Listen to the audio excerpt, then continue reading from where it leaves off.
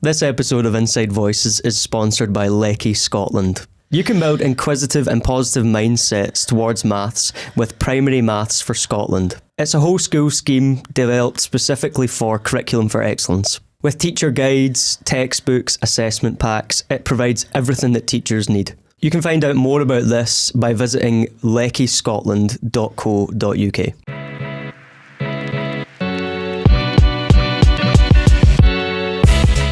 Welcome back to another episode of Inside Voices, a teacher podcast made by teachers for teachers. I'm your host, David. And I'm Laura. And remember, in here, we use our inside voices.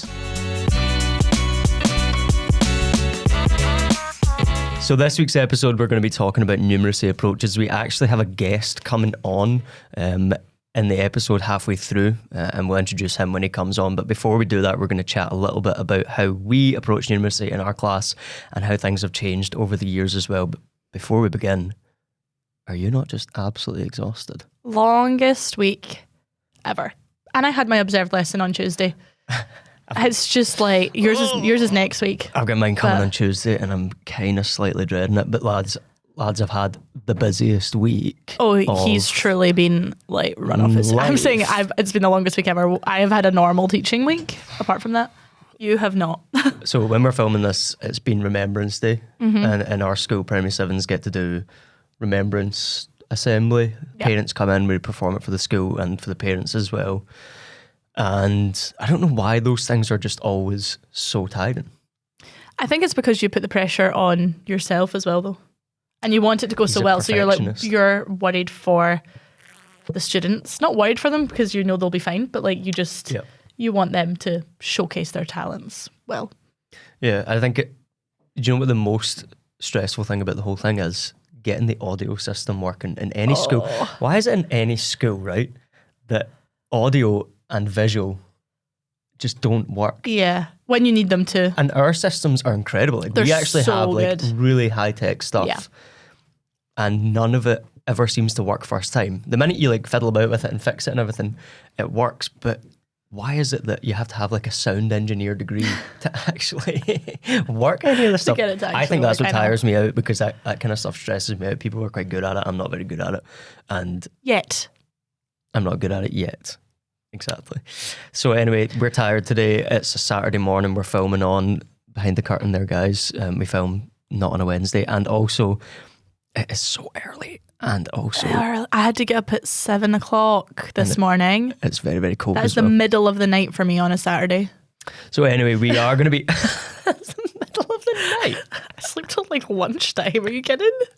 Remember I said a couple of episodes about how parents must think they're at it? Oh yeah, that's added to it. I've had so many comments about that. Parents do indeed think we are actually at it.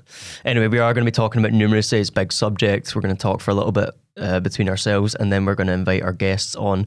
He is someone that knows maths inside out. He's the head of education at universities. He's written textbooks. Like, he is the guy. So basically we're going to ask him some of our questions. And some of your questions, because we've got some of your questions as well. Exactly. But before we do that, what... I know the answer to this.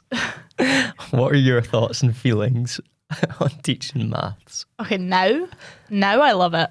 Okay. But when I started training, so I did the postgrad, I spoke about this in last week's episode, but when I started training, I was so nervous about teaching maths. And I remember my uni put on like the high school maths teachers put on like a little drop-in. You could go in and you could, because obviously you don't really remember much about primary maths. You know you have the foundations there because obviously you've understood things. Yep. You've brought the concepts up with you. But it's the same as like if someone said to me before I started teaching, what's a noun? I'd be like, I don't know, I can't remember. But those wee things you forget, but you know how to do. Yeah. I was so nervous. I was like, I can't do this. I'm not going to be able to teach this maths. It's going to be so... Because when I was at maths, basically when I moved up to high school, there was a wee issue with the group I ended up in maths. And I ended up in a group that had been covering, like, I'm presuming, third level all the way through primary 7.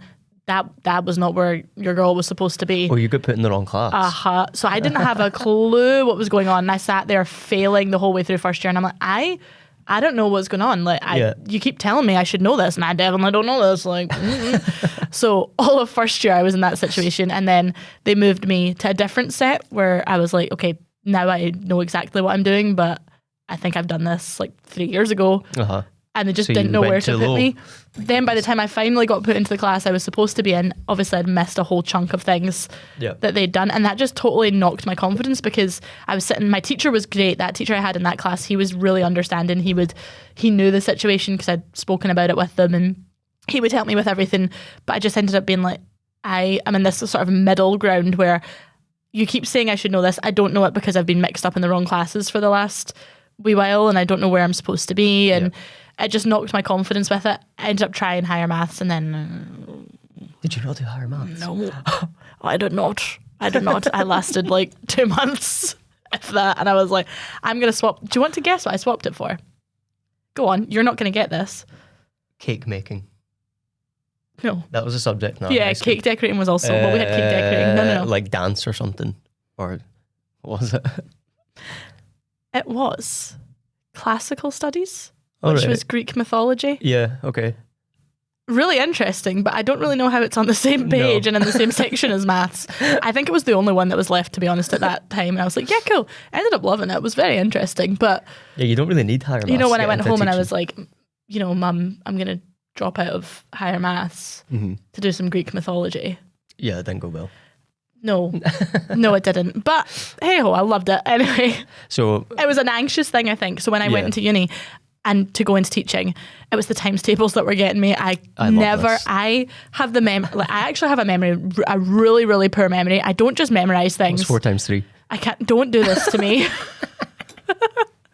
I can't just memorize things. And I didn't have any conceptual understanding of times tables. I had no conceptual understanding You really didn't know how of to it. do your arrays and everything. I didn't know that. And then I remember going to this little drop-in thing. And I said, I cannot do times tables. I can't remember them. If someone asks me one like that, I can't remember it. I can work it out, but it takes me time and I can't remember it. And the lecturer there was like, so how do you work it out? And I was like, right, say I had like 4 times 3, for example. I would do 3 times 2 and then I would times that, and I went through how I would work it out, and she went, so you actually do have a really good understanding of how to break numbers down and put them back together. And she went, that's what they do in primary school now. They don't just memorize things. And that just shifted it for me. And And you thought, oh, I never have to remember them. this now makes sense, that if the way that my brain works is the way it's now taught, like you're not expected to just sit there and go 2 times 1 is that, you know, that's what we used to 2 do. times 1 is. Okay, I actually know what 2 times 1 is. Don't push it. But the way my brain worked is breaking it down that way. And then someone said to me, if you can double and you can half, you can do every times table. Yeah. And I always say that to my classes now, and it blows their mind because they're always like, I don't know how to do the 8 times table. And I'm like, do you know your 4 times table? They're like, yeah. I'm like, okay, well, you know your 8 times table then. Yeah. Can you double things? Like, you know. That's why it becomes tricky with the 7 times table. Anyway, The only one you have to memorize. my journey with maths is completely different to that, because he was a bit of a maths whiz in primary school. Toot your own horn. Yeah, it kind of fell apart as I went as I got older. Primary school was my peak, but like, see games like Buzz and stuff. Loved that. Was that? I thought that was like a It was times- PlayStation game. Buzz. It was a quiz show. You had a little remote. Okay. No, Okay, the one where you'd go around with the pretty sure it was. times tables and you go 1, 2, 3, Buzz, 4, 5. I Buzz. think nope, never Whatever. played that before. Anyway, Probably 'cause I was it's a hiding in the toilet. You were at the toilet at that point. It was a times table game and that kind of thing. I loved all that stuff because I had my times tables memorised quite early on. But I would say that all of that memorisation in maths, basically primary school maths for me was memorising processes. Yeah. And then when I got to high school, it got a lot more difficult because I remember actually sitting in higher maths. Listen, he got an A in higher maths. But I do remember... You lasted longer than 2 months. I do remember sitting... I also had to get a tutor. I do remember sitting in higher maths thinking, I actually don't understand this. And it was probably the first time in school where I'd sat and gone, I don't get this. Like, Yeah. I actually don't get this. Maybe standard grade, actually.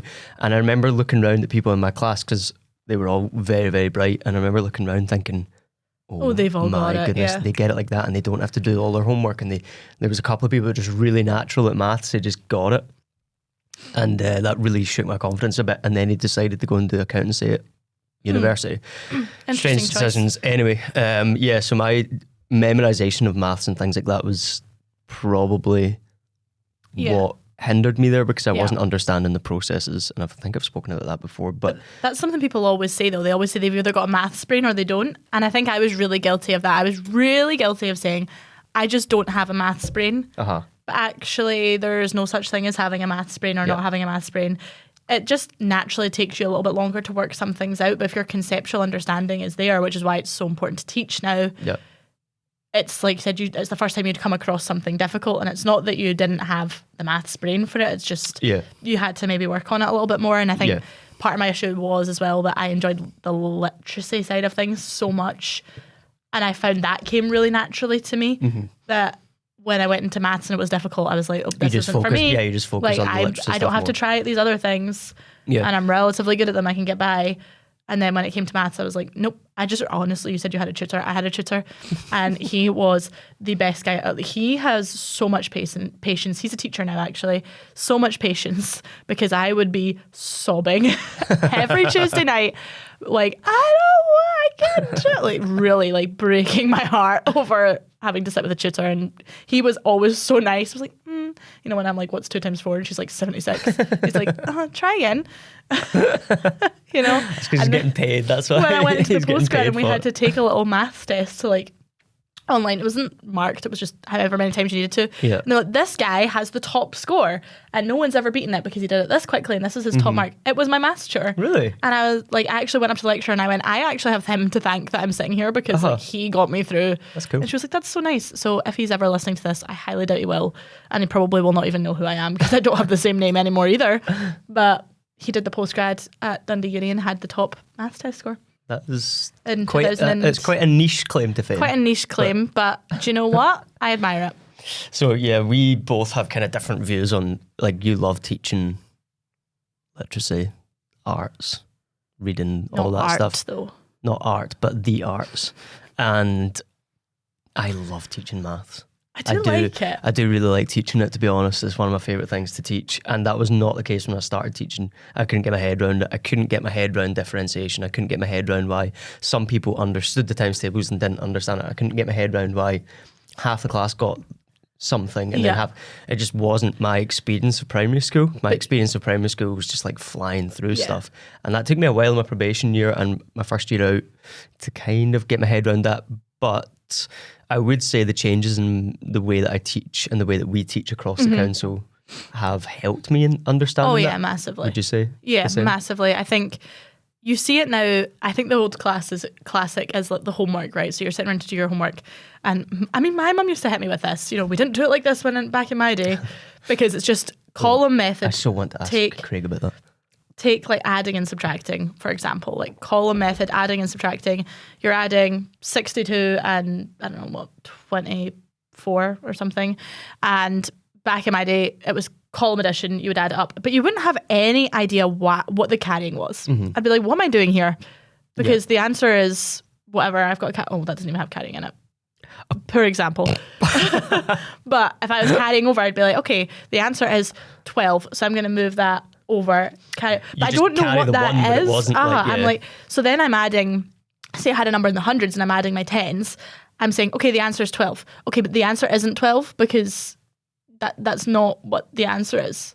You're doing 90 add 30. You're not doing 9 add 3. So the answer isn't 12. The answer is 120 and you're carrying your 100 over.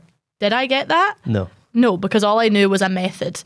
Whereas now, partitioning makes that clear. So you break your numbers down. I always describe it as like a Lego tower. So I say you've got 2 numbers that are 2 Lego towers. We're going to take all the pieces apart and we're going to put it back together and make one big tower. And I actually get the Lego out and sometimes we write on it. And with whiteboard pens, we write on the Lego. So we build the number and then they take it apart.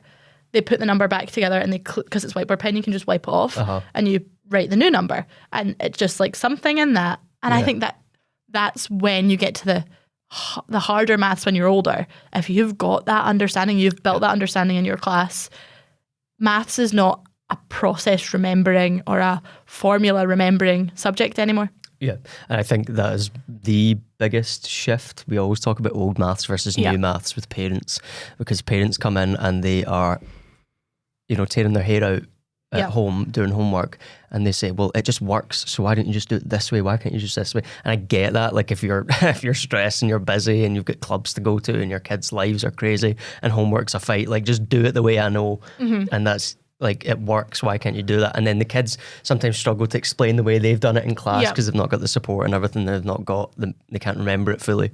And then parents get frustrated and kids get frustrated. But the thinking behind it, and we're going to ask Craig about this in a second, the thinking behind it is that conceptual understanding of actually what you're doing so that you can apply maths across disciplines and apply it across life skills as well. One of the ways that happens now, and teachers will know about this, but maybe people that aren't teachers might not know about this, but we approach maths in a kind of 3-pronged approach now. So every time you teach a new maths concept, we kind of attack it from 3 angles. First of all, you start with your concrete materials, like Laura said, with the Lego blocks and things. So, but get creative with this, because you'll probably have things in your room that you can use. So Play-Doh, love if you put like Play-Doh out flat, you can make arrays, you can make little Play-Doh, you can do like anything you have in your classroom pretty much can be used for a concrete approach somehow. You don't need all the kind of latest manipulatives to do that. If you've got counters, for example, can be used for like everything pretty much. You know, you've got your shapes, you've got Lego bricks, you've got Play-Dohs, you've got all the things that they're probably playing with in the classroom that just make it come to life. Because if you're saying we're partitioning a number and you take it apart and you say, right, we're taking this number apart and you're just writing it, that doesn't really make sense. Whereas if you're physically taking apart a Lego brick to put it back together, that just makes it so much clearer and makes it make so much more sense than just saying, we're going to take this number apart. Because also, if you've got anyone in your class who's neurodivergent and a learner who takes that very literally, but you're not taking anything apart, you're writing a number up on the board. Yeah, and a constant kind of mistake that children will make with that particular skill, just to kind of focus in on it for a second, is when you say, we're partitioning this number up or we're splitting this number up, and you say, right, you've got 36 or whatever, they'll split the number up, but when they put it back together, why can't I just put the 3 and the 6 together to make 9? And they do things like that. They just kind of get it wrong. But anyway, so the concrete one is how you always want to start. You always want to start with a thing that they can physically move and physically manipulate. So even if you're doing things like measure, angle, area, that kind of thing, you always want to make it more active, make it more real life. Then you move on.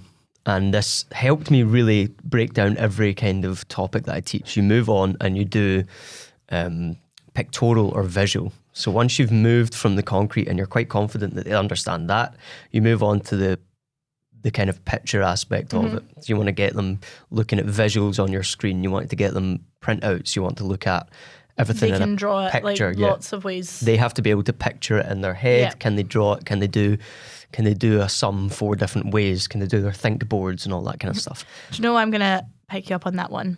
Because the word sum, what does it mean?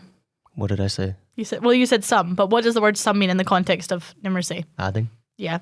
So what did I say? This is when people say like, we're doing some sums today. And I'm like, well, sums technically, if we're being picky, should only be for adding calculations. And I used to do this all the time. And it was actually one of my placement teachers who said to me, it's such a minor thing, but then if you're trying to teach them the language of adding and you're trying to teach them in word problems and they see the word sum and you've been saying sums for the last year and subtracting is in there and multiplying is in there and division is in there, they're like, well, why is it now adding?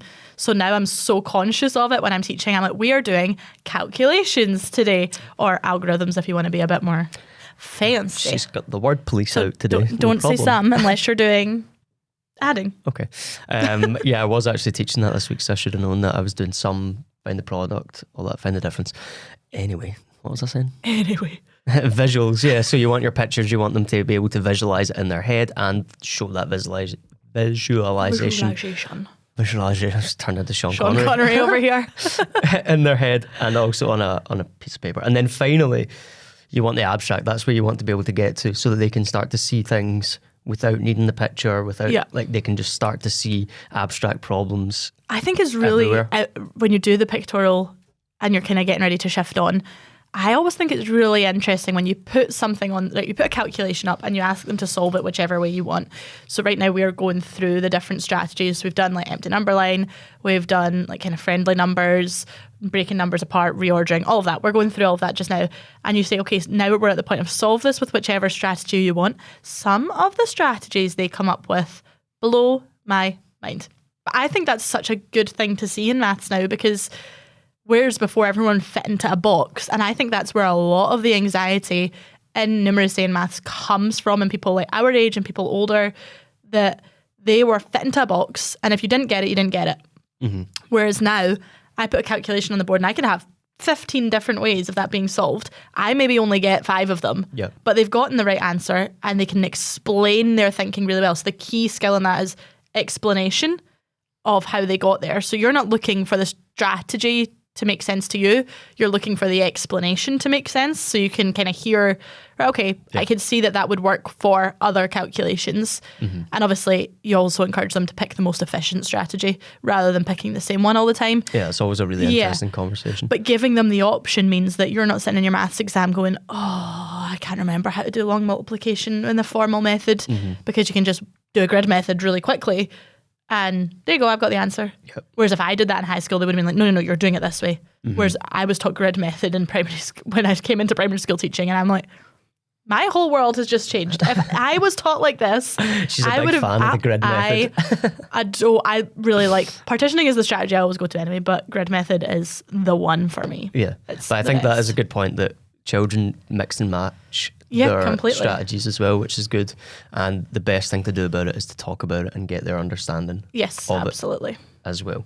We have been kind of talking about maths from our point of view, but now we're going to be talking to an expert in maths. He is going to be coming on and discussing his career path and also his vision for the future in maths in Scotland.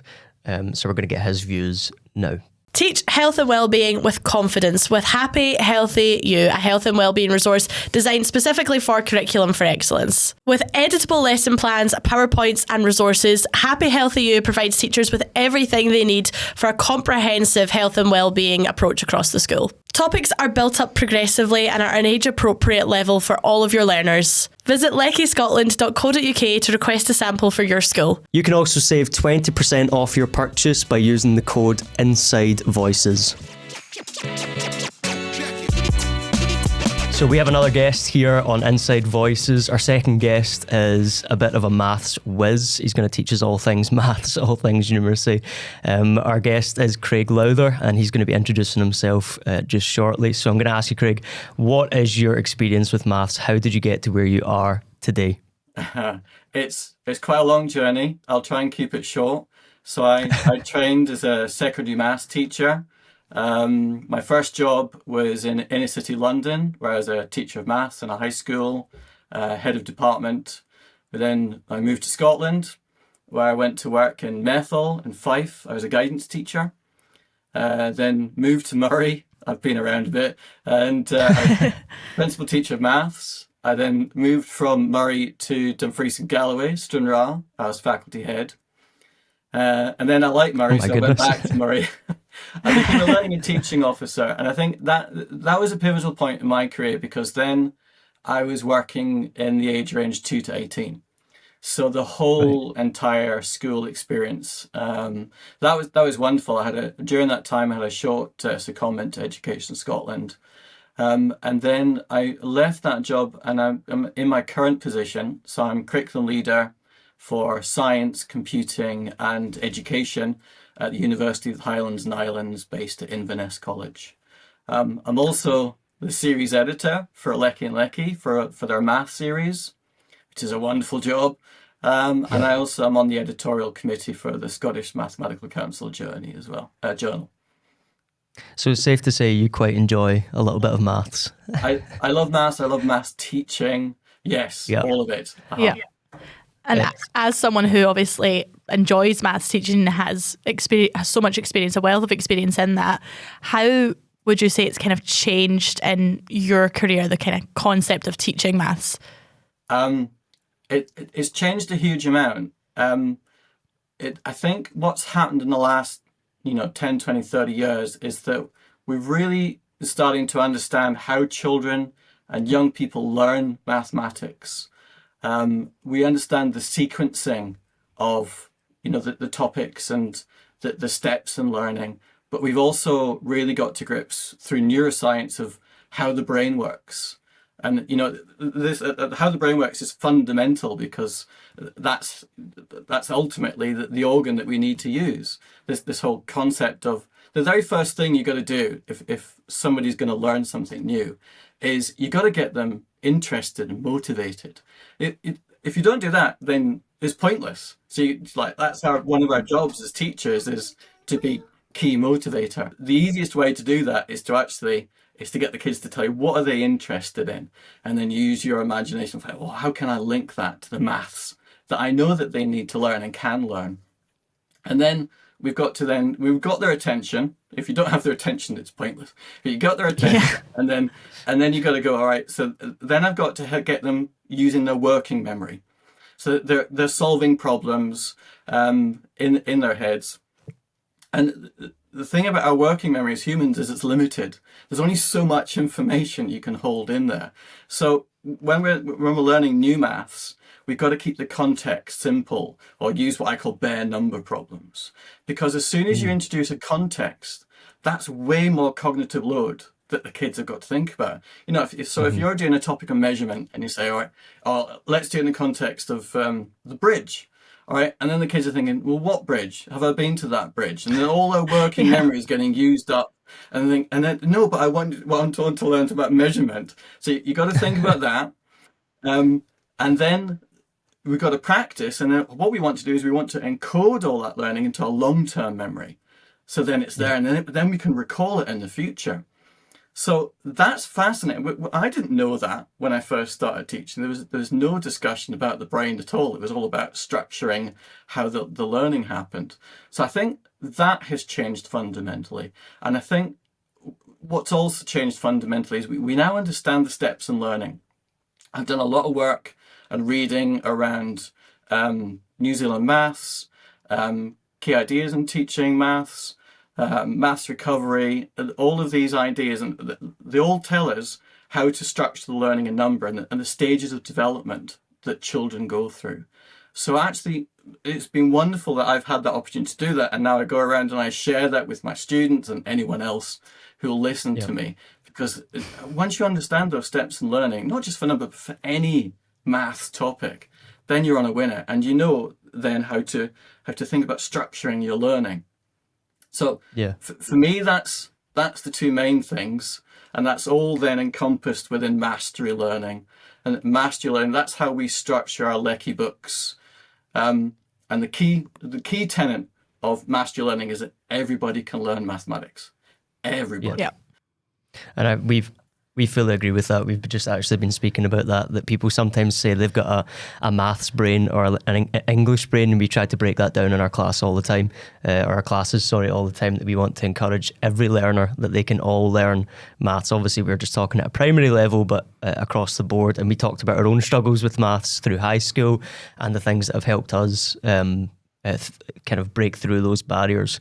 Before we move on, kind of talking more about maths, I'm really interested in the fact that you taught, just something that you mentioned there, that you taught in inner city London when you came out.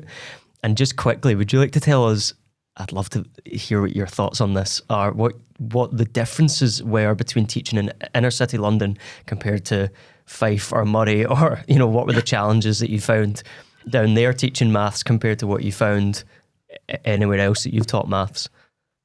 I've got to go back because that was last century. Teaching,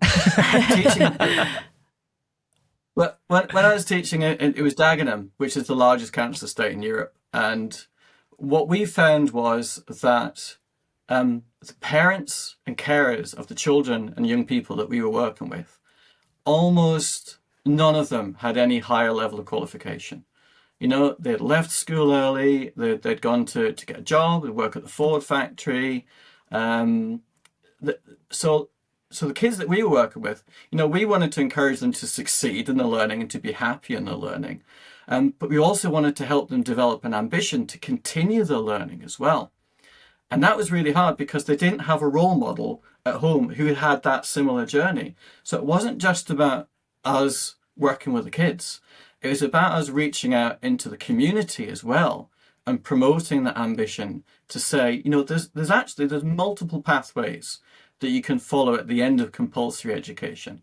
And that still talks to me now in my current job, because I lead teams who deliver SEQF level 1 to students who have additional support needs, all the way through to master's level learning for teaching and everything in between. And so what I've learned, and I know, is that learning is lifelong. It's not just for school. It doesn't matter what you do. When you finish school, you're going to go into a job, or you're going to be raising a family, or all of us are going to be managing a budget. We all need to learn new skills, even despite the fact that we've moved on from schooling.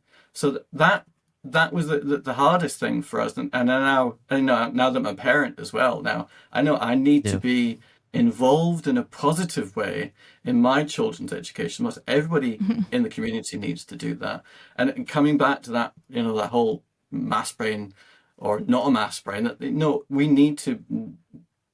What we need to do is to share with our kids is that everybody can learn maths, and everybody can develop a positive attitude towards maths and learning maths, because it is so important. I deliver a lecture to all of our PGDE students annually, and one of the key facts is that people who are good at maths, who enjoy maths, are generally healthier, more successful, and have a higher wage.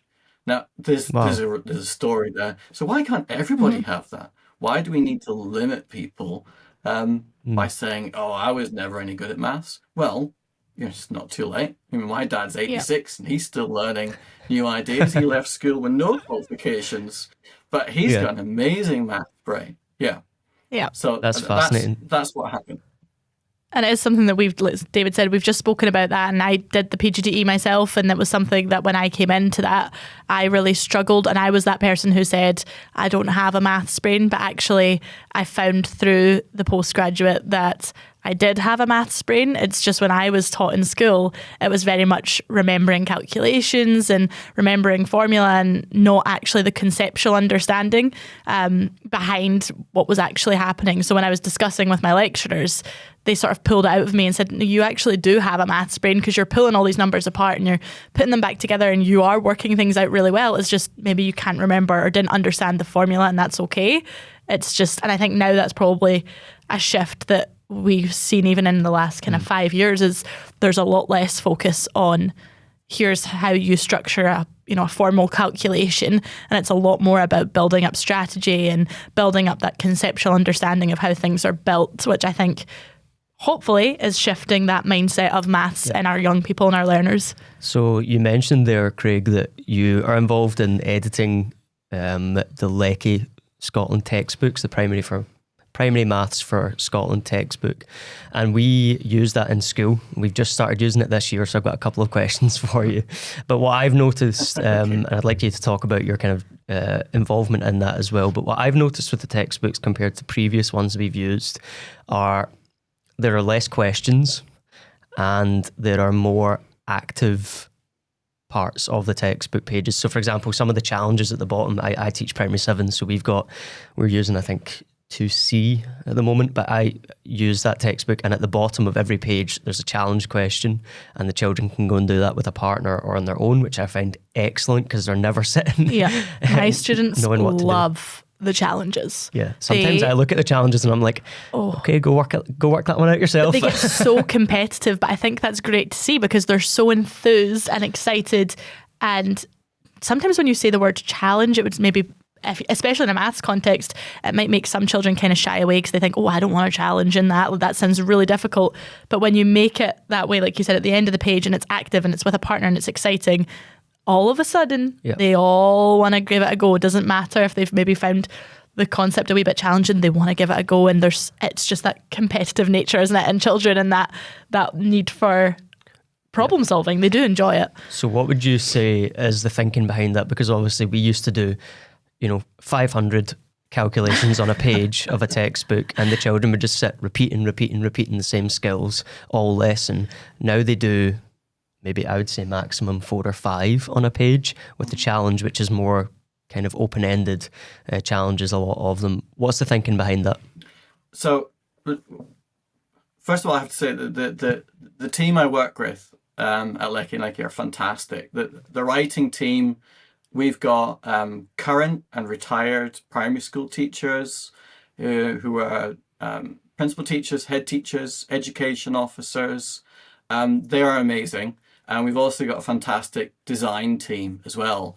And I get to work with them and to see the work and to help shape that work. And what we do right at the beginning of writing that series, we thought, well, what is going to be the teaching experience that's going to be happening in the classroom, and how can we support teachers and learners with our textbook? So that was the very first thing, was we wrote it with, in our heads, what's going to happen in the classroom.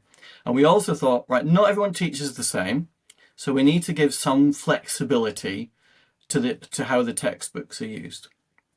And then, so the way that the pages are structured, you've got before you start, and then you've got the let's learn, let's practice, and then the challenge. And what we're trying to do there is to actually sequence the learning that's going to be most effective. So right at the beginning, before we start, for effective teaching, you need to know where the kids are at, what they already know, what they have instant recall of, what facts and vocabulary they have, and maybe any misconceptions. And then in the teacher guide, we actually put out, well, what are the misconceptions you might come across? And by the way, misconceptions are great, particularly if the kids tell you about them. That's why, learning has to be collaborative. The kids need to talk about what they're doing and thinking. So the misconception, that's just naive learning. That's just their stage in the learning. Get those misconceptions out there, and then you can structure the learning to overcome that. And then the Let's Learn is based on all of our understandings and readings about how best to structure learning. And I don't know if you've noticed that in the Let's Learn, we'll often reference materials or resources to use.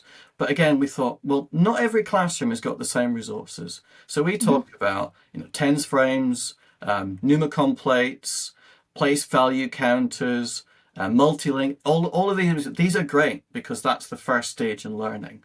And then about visualizing that, which is where the textbook comes in. And then ultimately, we want to learn number facts. And that's where we're getting to. So then why have we only got, 4, 5 or 6 questions? Because quite frankly, after that, if the kids can't demonstrate the learning, something's gone wrong before. And doing 10, 20 more questions and getting them wrong, or just giving up, which is what many kids do, that's a waste of time. It's pointless. If the kid is successful after 4 or 5 questions, they've got it. And then they've got the concept. Yeah. Yeah, and then absolutely. That's why. Now, we have been asked by a lot of teachers to produce workbooks, and that we're actually working on that now. So, there's the inside scoop, folks. I think that would be beneficial for learners who maybe see the kind of the organisation, of a jotter and organising dates, titles and all of that. That would be quite useful for them, because even though they get the concept and they understand what they're doing, sometimes the layout can be the kind of barrier, maybe the wee bit that's overwhelming. So a workbook would be I do remember perfect. Myself in primary school working through workbooks and enjoying it. I would say as well, though, I've found a lot of learners actually do quite like sitting down with a textbook. Yeah. I know a lot of my maths is active now. A lot of it is that concrete kind of pictorial abstract form, and we do a lot of manipulatives and things even in primary 7, but a lot of them do still quite like sitting down and working through, so there's a good balance there as well.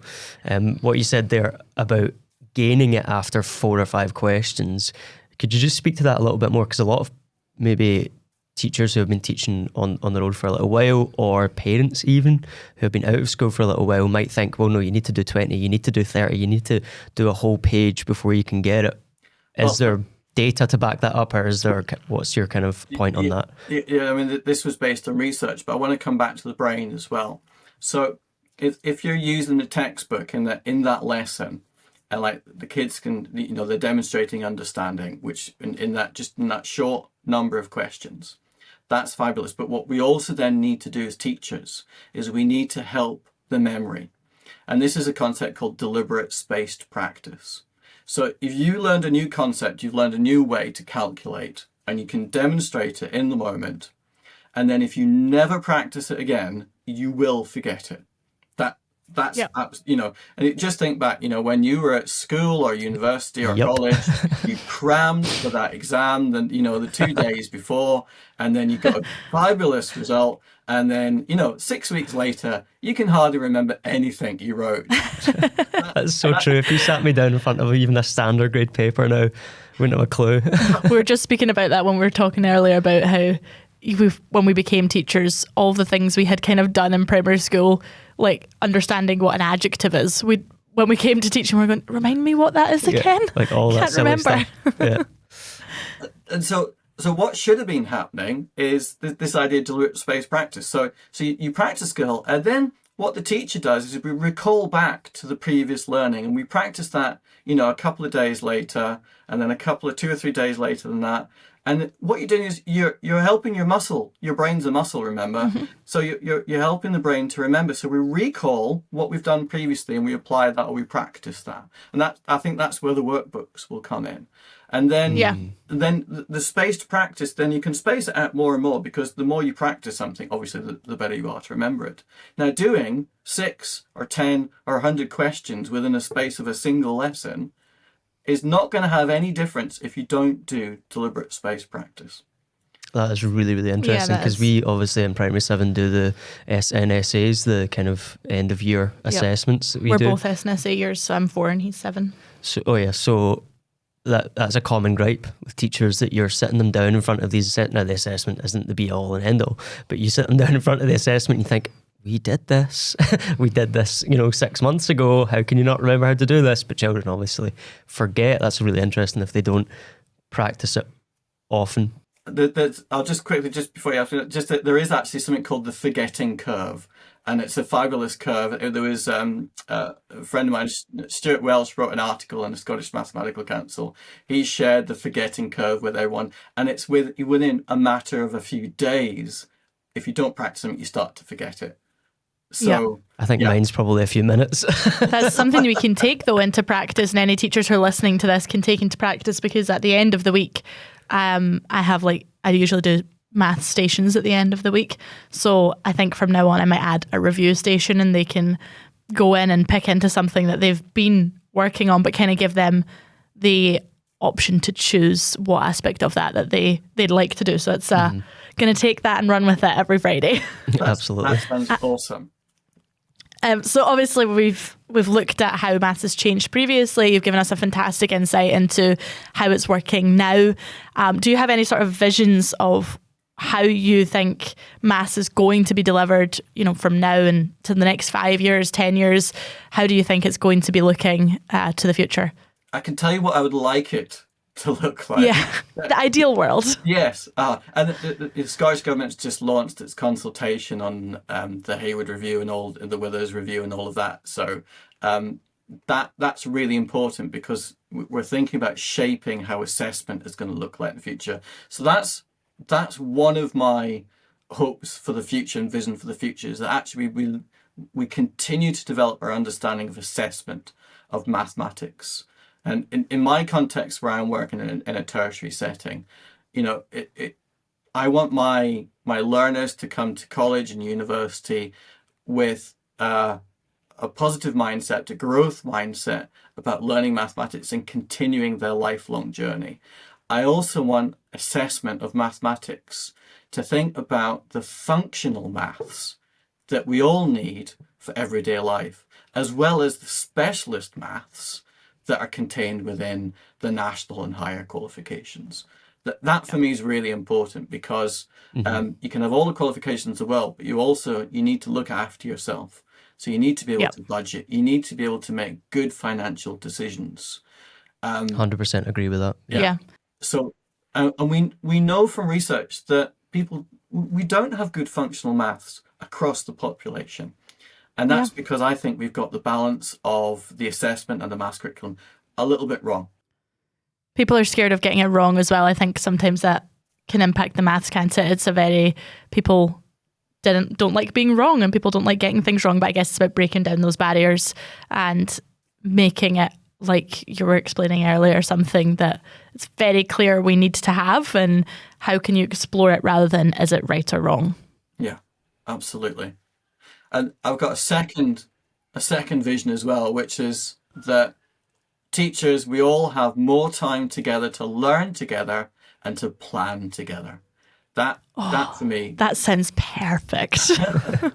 And believe it or not, there are education systems around the world that do that expect that teachers plan together, that teachers team teach, is that we talk about how we delivered lessons, and then we extract, oh, that's really good, I'm going to totally pinch that and use that, or oh, think about that again. And it changes the whole dynamic. You know, when you've had a bad lesson, you know what it's like. For me, it was like Friday, period 6, third years. Yeah. You just come out head in hand. It's like, oh, what happened? Yeah. And it's like, then you start, you're in your own head, and you really want to talk to someone about it. And that's what I think we need to create time to do, which is to sit down with colleagues and say, this is what happened. This is my lesson plan. These are the resources. Someone else says, oh, yeah, that I like that. Or how do you feel about this? This is how I deliver that topic. Mm-hmm. Yeah. And then if you start co-planning, it reduces your workload immensely. Yeah, we were team teachers together for a year, and it was probably the best work-life balance. Yeah, and then when we went back to not being team teachers, my whole world was flipped upside down. I wondered where you'd gone. Yeah, it was hard. and I just said that's what another driving factor behind why I agreed to become series editor for Leckie, because they had a vision for creating a resource that was going to help teachers. It's to actually develop that understanding. I think that's probably one thing we've learned as well when you're saying about collaborating with other teachers. I know social media does get bashed quite a lot, but we actually, with this podcast and with our kind of social media platforms, we hear that so often from teachers that part of what we do is we share clips of things we are doing across the curriculum. So, you shared a really good place value game. I shared a resource where there was loads of concrete materials online, like manipulatives online, and the amount of teachers that you get in the comments, saying this is a great idea, thanks for sharing, and then they take it into their practice. And I know it's a bit of a new concept, having teacher social media and all of these things, but that collaborative atmosphere just really does make a difference. And if we can promote that and have that in every school across every aspect of the curriculum, it would make a massive difference.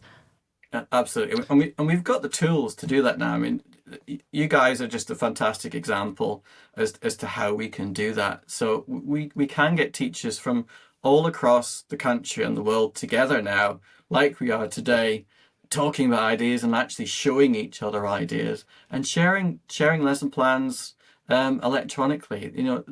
We can do this. I know, I already feel like I'm going to go back and change some things from this one conversation. Me too. Change one or two things about my maths practice. Listen, Craig, thank you so much for coming on. We really, really appreciate it. And thank you for your insight as well on how to teach maths. I'm sure everyone listening would be thanking you as well if they could, and taking away all the tips that you've given them. Oh, thanks for having me. Happy. I love talking about mathematics. I'm happy to talk more. Amazing. Thank you so much. We spend loads of our time listening to kids telling tales, and it is finally our turn. So what is your tale of the week? I don't know what it is this week, but it's been getting to me a lot. Oh. Acronyms in education. Oh my gosh. There's acronyms for everything. Can we just talk about how many acronyms there are in teaching that there doesn't need to be? Yes. So you could actually have a full sentence in acronyms. Yep. And you could actually understand what that sentence is with another teacher without saying any words. Yeah. I feel like I could you confidently... speak in another language sometimes. I feel like I could confidently do that in a school set. Now that I'm out of the school, I'm struggling to think of them, to be honest.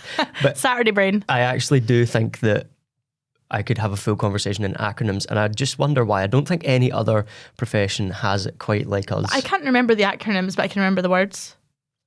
What? Like, see if something is like 6 words long, I'm more likely to remember the words than an acronym. Yeah. Okay. So just you don't need the acronym. Do you know what just stick with the words. Do you know what I also find really interesting? We have regional acronyms. Yes. We have dialects of acronyms. So I'll be talking to someone from a different part of Scotland or a different part of the UK, and I'll say something like, oh, my ASNA was doing this, and they don't have a clue. They're like, yeah, what does that mean? And I'm like, oh, that's my additional supports needs assistant. And they're like, oh, right, okay, we call them It's even things whatever. like if you're writing documents, there's no, like, we would say class teacher is CT.